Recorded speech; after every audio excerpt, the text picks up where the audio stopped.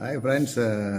ഇന്നത്തെ international news എന്താന്ന് വെച്ചാൽ ഈ ആമസോണിൻ്റെ പ്രൊമോട്ടർ ജെഫ് ബെസോസ് അയാൾ കമ്പനീൻ്റെ കുറേ ഷെയർ വിൽക്കുകയാണ്. ഇതിപ്പോൾ കേട്ടെന്ന് വെച്ചാൽ ഓൾമോസ്റ്റ് അവർ ലാസ്റ്റ് 9 ട്രേഡിംഗ് സെഷനിൽ 8.5 ബില്യൻ്റെ ഓഹരി വിറ്റഴിച്ചു എന്നായിട്ട്.